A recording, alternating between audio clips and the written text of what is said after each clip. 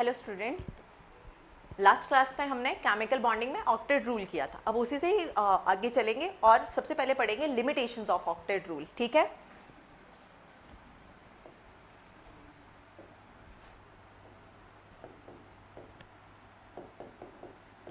Last class में हमने जितने भी स्ट्रक्चर्स बनाए वो हमने ऑक्टेट रूल से बनाए, जिसमें हमने ये ध्यान में रखा कि जो आपके पास एटम्स हैं उनके वैलेंस में 8 इलेक्ट्रॉन पूरे करने थे हमें, किसको छोड़ के, हाइड्रोजन को छोड़ के।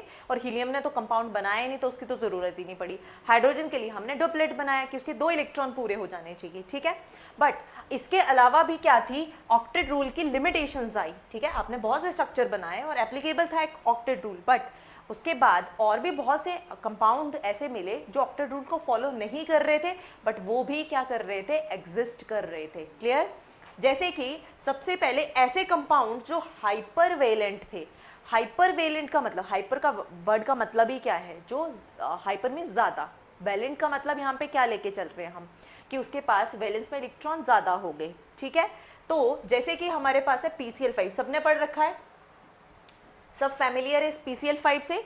PCl5 के पास क्या है, फॉस्फोरस के पास कितने इलेक्ट्रॉन है, फॉस्फोरस के पास होते हैं 5 इलेक्ट्रॉन, नाइट्रोजन फैमिली का मेंबर है। अब 5 इलेक्ट्रॉन है तो 5 क्लोरीन के साथ बॉन्ड बना रहा है, तो इधर एक क्लोरीन ने अपना ऑक्टेट कंप्लीट कर लिया, यहाँ पे सेकेंड क्लोरीन ने, यहाँ पे थर्ड क्लोरीन ने, यहाँ पे फोर्थ क्लोरीन ने,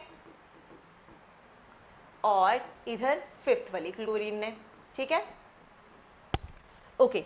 तो फॉस्फोरस के पास कितने इलेक्ट्रॉन थे, इसके पास थे 5 इलेक्ट्रॉन, और 5 ही बॉन्ड बनाए तो 5 एक्स्ट्रा इलेक्ट्रॉन आ गए, टोटल इलेक्ट्रॉन कितने हो गए, 10 इलेक्ट्रॉन। तो ये तो ऑक्टेट के अकॉर्डिंग जा ही नहीं रहा है। ठीक है, इसी के जैसा एक और है SF6। अब आप लोगों को स्ट्रक्चर बनाने आ गए हैं तो सल्फर में डायरेक्टली बोल सकते हैं, 6 थे, फ्लोरीन के साथ बॉन्ड बनाएगा 1 2 3 4 5 6, यहाँ पे दूसरी फ्लोरीन के साथ, और यहाँ पे third fluorine, fourth fluorine, fifth fluorine और 6 फ्लोरीन के साथ। 6 फ्लोरीन के साथ क्या कर दिया उसने, बॉन्ड बना दिया। 6 फ्लोरीन के साथ बॉन्ड बनाया तो 6 पहले ही थे, 6 और आगे 12 हो गए। फिर भी हमने इसके कंपाउंड पढ़े हैं, जबकि ऑक्टेट रूल को तो फॉलो ही नहीं कर रहा है। ओके, और कौन से कंपाउंड है जो इसको फॉलो नहीं कर रहे थे, कुछ ऐसे भी कंपाउंड हैं जिनके वैलेंस में 8 भी पूरे नहीं हुए बट फिर भी वो एग्जिस्ट करते हैं, जैसे कि BF3 बोरोन के वैलेंस में होते हैं 3 इलेक्ट्रॉन। ठीक है, और 3 फ्लोरीन के साथ वो क्या बनाएगा, बॉन्ड, तो 3 एक्स्ट्रा इलेक्ट्रॉन आ गए, टोटल हो गए 6 इलेक्ट्रॉन। क्या अभी भी उसका ऑक्टेट कंप्लीट हुआ है, नहीं हुआ, लेकिन BF3 तो एग्जिस्ट करता है। सेम फॉर AlCl3, एल्यूमिनियम के पास 3 इलेक्ट्रॉन है और 3 ही क्लोरीन के साथ वो बॉन्ड बना रहा है। ठीक है, एक मैं सीधा ही लिख देती हूँ अब क्लोरीन, इसके पास भी टोटल कितने हो गए, 3 इलेक्ट्रॉन। 3 इलेक्ट्रॉन उसके खुद के थे, 3 एक्स्ट्रा आए क्योंकि बॉन्ड बना रहा है, टोटल हो गए 6 इलेक्ट्रॉन। ठीक है, ओके। अच्छा, ये ऐसे स्पीशीज जिसके बैलेंस में 8 इलेक्ट्रॉन ना हो उसे बोलते हैं 8 इलेक्ट्रॉन से कम हो, कम वालों के लिए बोला जाता है हाइपो, ज्यादा वालों के लिए हाइपर, कम वालों के लिए हाइपोवेलेंट। तो ये हाइपोवेलेंट स्पीशीज है। क्लियर? ओके, नेक्स्ट आती है ऑड इलेक्ट्रॉन स्पीशीज। ठीक है, ऑड इलेक्ट्रॉन स्पीशीज पे भी ऑक्टेट रूल एप्लीकेबल नहीं था। ऑड का मतलब हो गया कि उसके पास पेयर में इलेक्ट्रॉन नहीं बचे, एक ऑड नंबर बच गया। ठीक है, जैसे कि एग्जांपल है हमारे पास NO2, इसमें नाइट्रोजन ने एक बनाया डबल बॉन्ड, ऑक्सीजन के 6 इलेक्ट्रॉन थे, 2 लेके पूरा हो गया।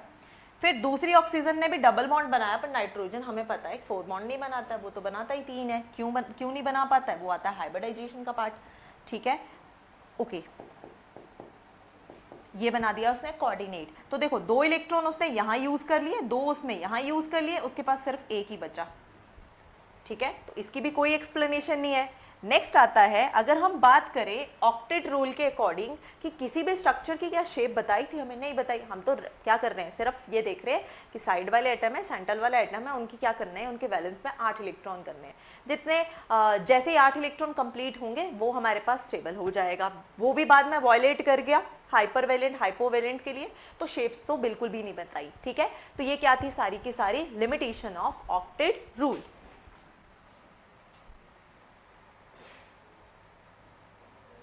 ओके,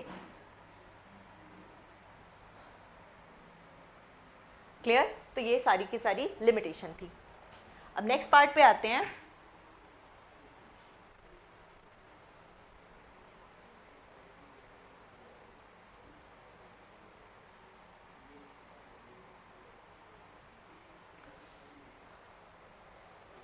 नेक्स्ट पार्ट में अब हम कुछ स्ट्रक्चर्स बनाएंगे, जैसे हमने पहले बनाया ना कंपाउंड के, तो अब स्ट्रक्चर बनाएंगे जिसमें हमें ये क्लियर है कि ज़रूरी नहीं है क्या करना है हमें, जो आपके पास जितने भी एटम्स अटैच हो रहे हैं और कंपाउंड बना रहे हैं उन सबके क्या करने हैं, वैलेंस में 8 इलेक्ट्रॉन करने हैं।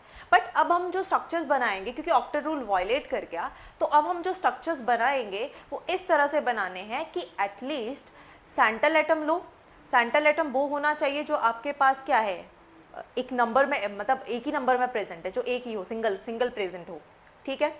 या फिर जनरली क्या होना चाहिए, लेस इलेक्ट्रोनेगेटिव होना चाहिए, ठीक। ओके, जो साइड एटम आप ले रहे हो वो तो कुछ भी हो सकता है जो आपको कंपाउंड दिया है। अब उसमें ध्यान ये रखना है कि चाहे सेंट्रल एटम के बैलेंस में 8 इलेक्ट्रॉन हो या ना हो, मुझे साइड वालों के सबके कंप्लीट करने हैं। तो जब भी हम स्ट्रक्चर बना रहे हैं हमें क्या ध्यान में रखना है कि साइड वालों के बैलेंस में 8 इलेक्ट्रॉन होना ज़रूरी है, क्लियर। वैसे ही अब हम स्ट्रक्चर्स बनाएंगे, ठीक। ओके, तो अगर मुझे स्ट्रक्चर बनाना है, एनाइन से स्टार्ट करें या फिर पहले इससे कर लेते हैं। मुझे बनाना है CH3COOH, ठीक है। कैसे बनेगा, तो यहाँ पे ले लिया मैंने कार्बन, मुझे पता है कार्बन के पास 4 इलेक्ट्रॉन है, ठीक है। 3 उसके साथ डायरेक्टली हाइड्रोजन लगे हैं और इसका डुप्लेट ही बनेगा, क्योंकि हाइड्रोजन को 2 ही इलेक्ट्रॉन की ज़रूरत है, उसने डुप्लेट बना लिया। यहाँ पे है कार्बन, यहाँ ऑक्सीजन, ऐसे, और इधर भी आ गया ऑक्सीजन। अब देखो कार्बन के पास भी 4 इलेक्ट्रॉन है, तो और ऑक्सीजन हमें पता है कितने इलेक्ट्रॉन चाहिए ऑक्सीजन को, 8 इलेक्ट्रॉन, ठीक है। और मुझे साइड वालों की डेफिशिएंसी कंप्लीट करनी है। यहाँ पे हो गया, ये बन गया हाइड्रोजन के साथ और इसने बना लिया अपने साथ, ठीक है। यही बना सकती हूँ। अब देखो तुम बोलो कि मैम ये O के साथ H क्यों बनाया, इसको अलग कर दो, तो ऐसा थोड़े होएगा। कार्बन के पास 4 इलेक्ट्रॉन है, वो उसने यूज कर लिए, एक इधर, दूसरा इधर, तीसरा इधर, फोर्थ इधर, तो इसके पास इलेक्ट्रॉन ही नहीं है कि वो हाइड्रोजन के साथ डायरेक्टली बॉन्ड बना सके यहाँ पे, इसलिए वो OH के साथ बना रहा है इनडायरेक्टली, ठीक है। ओके, आज और कुछ क्वेश्चंस करेंगे स्ट्रक्चर्स के ऊपर, सेकंड लेते हैं अब।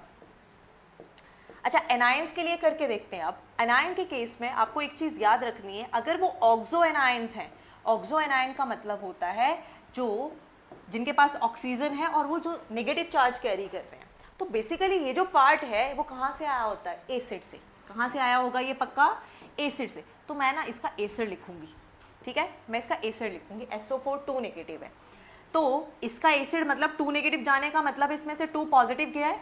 हमें पता है हाइड्रोजन के ऊपर पॉजिटिव चार्ज होता है, अगर 2 पॉजिटिव लाना है तो 2 हाइड्रोजन लेने पड़ेंगे। तो ये क्या है मेरे पास, सल्फ्यूरिक एसिड, यही होगा। ओके, सल्फर के बैलेंस में 6 इलेक्ट्रॉन थे, ठीक, सल्फर के बैलेंस में 6 इलेक्ट्रॉन थे, तो एक बना लिया उसने डबल बॉन्ड जिसमें ऑक्सीजन का ऑक्टेट हो गया कंप्लीट। एक उसने 2 उसने OH बॉन्ड बना लिए, क्योंकि हमें पता है जब O और H दे रखा है, एसिड का पार्ट है, तो OH बॉन्ड तो पक्का होगा, तो हमने 2 OH बना दिए। अब उसके पास फिर से क्या है, 2 इलेक्ट्रॉन बच गए, मैं एक तरफ कर देती हूँ इसको ना। अब इसके पास क्या है, 2 इलेक्ट्रॉन है, वो बच गए हैं, उससे क्या बना लेगा, डबल बॉन्ड। क्या सारे ऑक्सीजन और हाइड्रोजन कंप्लीट हो गए यहाँ पे, यस, 1 2 3 और यहाँ पे आ गया 4, क्लियर। अब देखो ये तो सल्फ्यूरिक एसिड का स्ट्रक्चर हो गया। अगर मुझे सल्फेट आयन का बनाना है, SO4 2 नेगेटिव का बनाना है, तो मुझे क्या करना पड़ेगा, अगर मुझे SO4 2 नेगेटिव का बनाना है तो मुझे 2 H निकालने पड़ेंगे। अगर मैं यहाँ से H निकाल दूँ तो हमें पता है H जब भी जाता है अपने इलेक्ट्रॉन छोड़ के जाता है ना, जाता है ना, यस। तो मतलब मेरे पास जो बना वो ये बना, ये डबल बॉन्डेड वाला, ये सिंगल बॉन्डेड वाला O नेगेटिव, और अगर इसके इलेक्ट्रॉन काउंट करोगे तो अब इतने आगे क्यों आए, क्लियर है, क्योंकि एक इलेक्ट्रॉन इसका खुद का था, एक एक्स्ट्रा आ गया और नेगेटिव चार्ज कैरी कर लिया, ठीक है। इधर भी सेम, और इसके ऊपर आ गया नेगेटिव। क्लियर? सल्फेट का बना लिया। ओके, चलो अब नेक्स्ट बनाते हैं।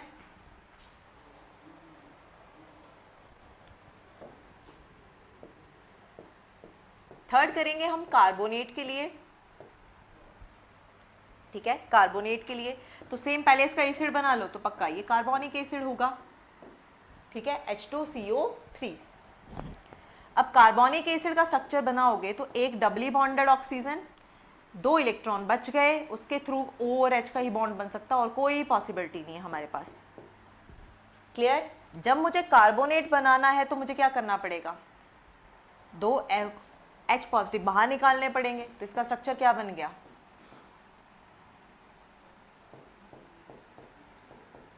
और ये आ गया नेगेटिव चार्ज और इधर आ गया नेगेटिव चार्ज। क्लियर? ओके। अच्छा, नेक्स्ट अगर हम बात करते हैं फॉस्फेट की,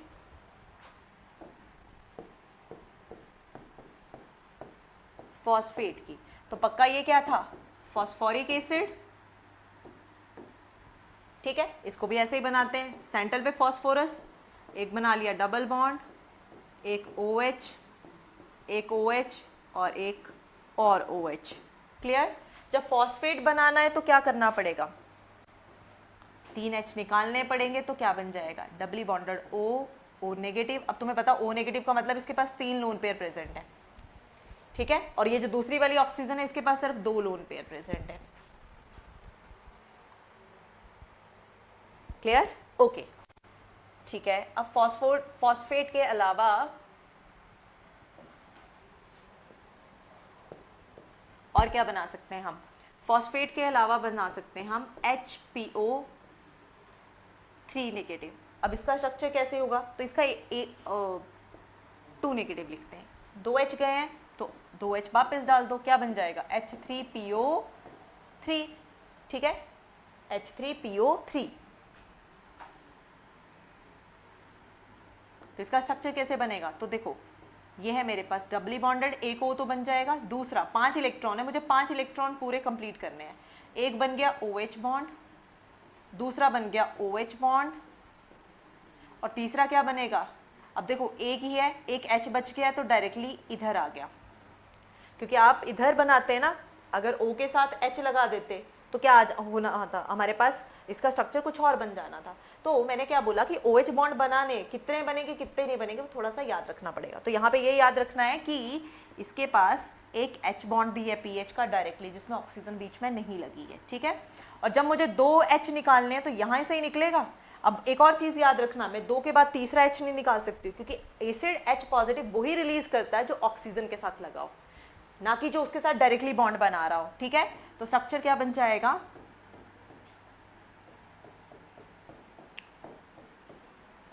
ठीक है, और ये वाली जो ऊपर वाली ऑक्सीजन इसके पास 2 लोन पेयर है, और नीचे वाली के पास आ जाएंगे हमारे पास 3 लोन पेयर। क्लियर? ओके, तो ये तो है कि ऑक्सो एनायन के केस में हम कैसे स्ट्रक्चर बनाएंगे, उसका एसिड बना लिया, फिर उससे H को क्या कर दिया, बाहर निकाल दिया। लेकिन अगर मान लो ऑक्सो एनायन ने कुछ और दे दिया, कुछ और आपके पास आयन दे रखे हैं, ठीक है, तो कैसे देखोगे, जैसे आपको दे दिया I3 नेगेटिव, जब केमिकल बॉन्डिंग के क्वेश्चन करते हैं ना तो बहुत बार आता है ये I3 नेगेटिव, कैसे बना होगा, तो सबसे पहले इसका न्यूट्रल स्पीशी बनाओ। हमने आयोडीन पढ़ा है कि I2 एग्जिस्ट करता है। अब पक्का कोई I नेगेटिव आया होगा तभी बॉन्ड बनाना, नेगेटिव चार्ज तो तभी आया, तो पहले I2 बना लो। I2 कैसे बनेगा, दोनों के बीच में एक बॉन्ड, क्योंकि दोनों के पास 7 इलेक्ट्रॉन थे और दोनों को एक एक इलेक्ट्रॉन की ज़रूरत थी, दोनों ने एक बॉन्ड बना लिया। अब इसके पास आया I नेगेटिव, ठीक है, I नेगेटिव ने बोला इस आयोडीन ने तो मना कर दिया, मैं नहीं बॉन्ड बनाऊंगा, मेरे पास तो 8 कंप्लीट हो गए। तो I नेगेटिव ने क्या दिया, लालच दिया कि मैं खुद से दे रहा हूँ तो भाई इलेक्ट्रॉन, अब तो बॉन्ड बना लो। और हाँ देखो, आयोडीन बना सकता है क्योंकि उसके पास वेकेंट ऑर्बिटल है इलेक्ट्रॉन्स को लेने के लिए। जब मैं ये बोल रही हूँ ना कि ऑक्सीजन 2 से ऊपर नहीं बना सकता, नाइट्रोजन जो है मैक्सिमम जो है वो क्या बना सकता है, 3 इलेक्ट्रॉन वो वैसे बनाता है, ज़्यादा से ज़्यादा वो अपने लोन पे डोनेट करके 4 बॉन्ड बना सकता है, उससे ऊपर नहीं जाए क्योंकि उसके पास एम्प्टी ऑर्बिटल ही नहीं है, डी ही नहीं है। ठीक है, अब क्वेश्चन ये आता कि बाकी ऑर्बिटल तो खाली है, बट हमें कंपेरेबल एनर्जी की चाहिए। वैसे तो इन्फानाइट वाला भी खाली होता है तो उसमें थोड़े डाल देंगे, ठीक है, तो उसके नियरेस्ट जो होगा इक्विवेलेंट एनर्जी का जो होगा ऑर्बिटल्स, उन्हीं में इलेक्ट्रॉन जाएंगे, ठीक है। तो ये आ गया हमारे पास इस तरह से, इसने क्या किया, कोऑर्डिनेट बॉन्ड बना लिया। अब देखो फिर से वही है, बॉन्ड बनाना है, ज़रूरत है, बॉन्ड बनाना भी नहीं चाहते हैं पर एक को बनाना भी है, तो वो क्या करेंगे, कोऑर्डिनेट कोवलेंट बॉन्ड। तो ये हमारे पास कुछ इस तरह से बनता है, आई, इधर दूसरा आई आ गया, यहाँ पे थर्ड आई आ गया। अब इनमें से जो ये वाला आई है, ये है नेगेटिव, क्योंकि इसने बनाया coordinate covalent bond. Clear, okay, ठीक। ये इसके खुद के हैं, थोड़े से डिस्टॉर्टर बना दिए मैंने, ऐसे बना लेते हैं, 2 इधर और 2 इधर, ठीक है। इसके पास जो है वो इसके पास प्रेजेंट है 3 पेयर, और इसके पास है अब, ठीक है।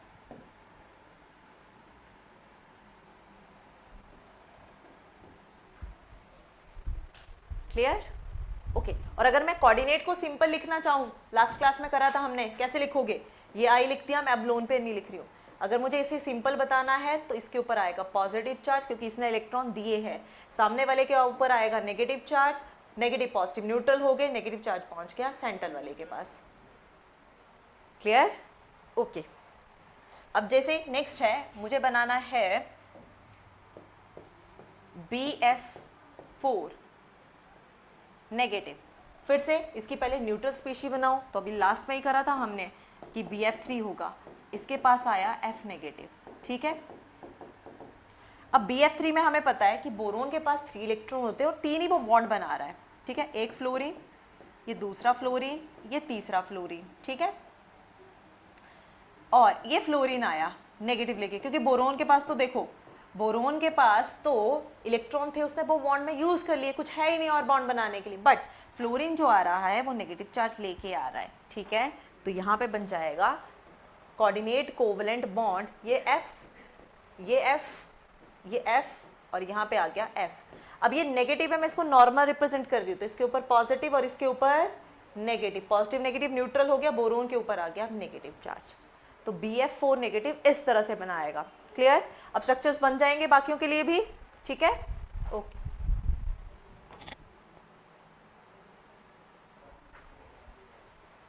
ओके, अब नेक्स्ट ऑक्टेट रूल पे क्वेश्चन प्रैक्टिस करते हैं, ठीक है। फर्स्ट क्वेश्चन है, which of the following species follow octet rules, ठीक है। ऑक्टेट रूल इनमें से कौन फॉलो करेगा, तो ऑक्टेट रूल बोलता क्या, वैलेंस में 8 इलेक्ट्रॉन होने चाहिए, बस वही चेक करेंगे हम। तो IBRF5 की बात करें, 7 इलेक्ट्रॉन आयोडीन के पास हैं, हर एक ब्रोमीन को एक की ज़रूरत है, मतलब वो सिंगल बॉन्ड बनाएगा, तो 5 ब्रोमीन 5 सिंगल बॉन्ड बनाएंगे, मतलब 5 इलेक्ट्रॉन देंगे। तो ये हो गया टोटल, आयोडीन के पास 12 इलेक्ट्रॉन, तो ये तो ऑक्टेट रूल को फॉलो ही नहीं कर रहा है। नाइट्रोजन के पास अगर क्योंकि बैलेंस के लिए चाहिए, तो इसके पास 5 इलेक्ट्रॉन थे, 3 नेगेटिव आया, तो ये अपने उन्हीं इलेक्ट्रॉन में डालेगा, उन्हीं शेल्स में डालेगा, आउटर मोस्ट में, तो इसके पास हो गया 8 इलेक्ट्रॉन।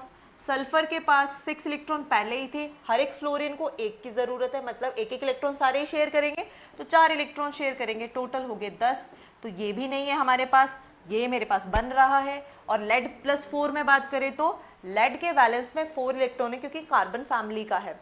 आपने चारों इलेक्ट्रॉन निकाल दिए, तो कितना हो गया इसके आउटर मोस्ट शेल में, 0 इलेक्ट्रॉन, मतलब ये नियरेस्ट क्या बन गया आपके पास, आपके पास ये बन गया nearest noble gas, nearest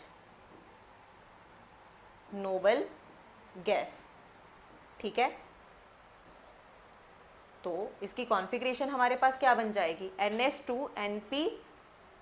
NS2NP6। तो इसके भी आउटर मोस्ट शेल में कितने हो जाएंगे फिर हमारे पास, 8 इलेक्ट्रॉन, ठीक है। लेड कौन सी फैमिली का था, carbon silicon germanium tin lead. Lead जो है मेरे पास वो है जिसके वैलेंस में 4 इलेक्ट्रॉन थे, ठीक है, NS2NP2। जब आपने +4 किया तो आपने सारे इलेक्ट्रॉन निकाल दिए, सारे इलेक्ट्रॉन निकाल दिए, तो इसके आउटर मोस्ट शेल में क्या बन जाएंगे, NS2NP6। बट उससे भी पहले एक और बात आती है कि जब आप इसकी कॉन्फ़िगरेशन देखोगे तो क्या यहाँ पे D तो नहीं फिल हो रहा है, ठीक है। और जब हम carbon silicon germanium tin lead तक पहुँच गए ना, तो वहाँ पे ए ब्लॉक भी भरा जाता है और आपके पास डी ब्लॉक भी आ जाएगा, तो वो भी भरा जा रहा है, ठीक है। तो उसके बैलेंस में डी में भी इलेक्ट्रॉन आएंगे, तो ये वाला जो है हमारे पास क्या होगा, ये नोबल नियरेस्ट नोबल गैस नहीं बन पाएगा। क्यों नहीं बन पाएगा? क्योंकि लेड जहाँ पे लाई कर रहा है, देखो ना ऐसे ये हमारे पास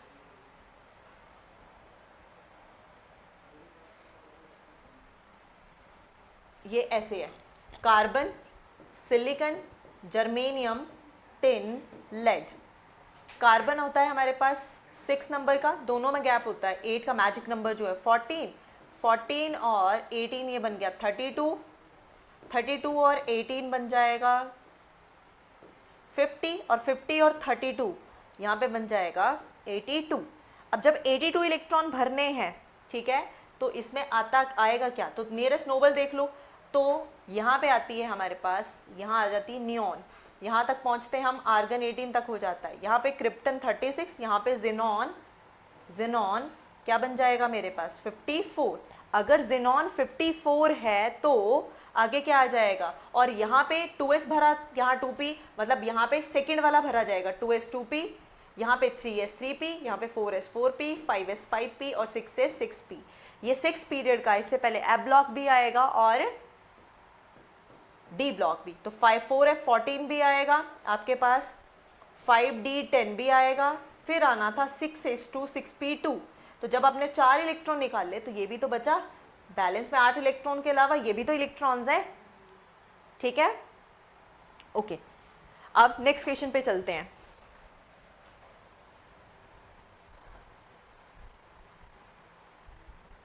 इनमें से कौन सा एलिमेंट कभी भी ऑक्टेट रूल फॉलो नहीं करेगा? ऑक्टेट का मीन्स है बैलेंस में 8 इलेक्ट्रॉन, कौन नहीं ले पाएगा? ऑब्वियस है हाइड्रोजन, ठीक है, हाइड्रोजन तो डिप्लेट बनाता है ना, तो यहाँ पे आंसर क्या आ जाएगा? हाइड्रोजन। नेक्स्ट क्वेश्चन है, कौन इनमें से एक्सेप्शन नहीं है ऑक्टेट रूल के लिए? देखो, बोरोन के पास 3 इलेक्ट्रॉन, 3 फ्लोरीन 3 इलेक्ट्रॉन शेयर करेंगे क्योंकि एक एक की ज़रूरत है उन्हें, टोटल हो गए 6 इलेक्ट्रॉन, तो ये तो एक्सेप्शन है, पढ़ा था हमने। टिन क्लोराइड में टिन के पास 4 हैं, 4 ही क्लोरीन बॉन्ड बना रहे हैं, एक एक बॉन्ड एक एक इलेक्ट्रॉन शेयर करेंगे, इसके पास हो गया टोटल 8 इलेक्ट्रॉन। अगर आपको इससे क्लियर ना हो तो एक बार स्ट्रक्चर बना के काउंट कर लेना, ठीक है, बॉन्ड्स। जैसे ये है ना टिन क्लोराइड, टिन हमें पता है 4 इलेक्ट्रॉन थे, कैसे पता चला? कार्बन फैमिली का मेंबर है, एक क्लोरीन ने बना लिया बॉन्ड, ये दूसरी क्लोरीन ने, यहाँ थर्ड वाली ने और यहाँ पे फोर्थ वाली, काउंट करो टोटल 8 इलेक्ट्रॉन, तो यही तो ऑक्टेट रूल बोलता है, तो ये एक्सेप्शन नहीं है ना। अच्छा, BeI2 में अगर बात करोगे तो बेरिलियम के पास 2, आयोडीन भी 2 ही बॉन्ड बना पाएगा, तो टोटल हो गए 4 इलेक्ट्रॉन। ClO2 के केस में क्लोरीन के पास पहले ही 7 थे, उसको एक चाहिए था अगर उसको ऑक्टेट कंप्लीट करना था मुझे, बट यहाँ तो 2 ऑक्सीजन लगी हैं, तो ये भी आंसर नहीं आएगा, ठीक है। तो आंसर क्या बन गया हमारे पास? Tin chloride. क्लियर?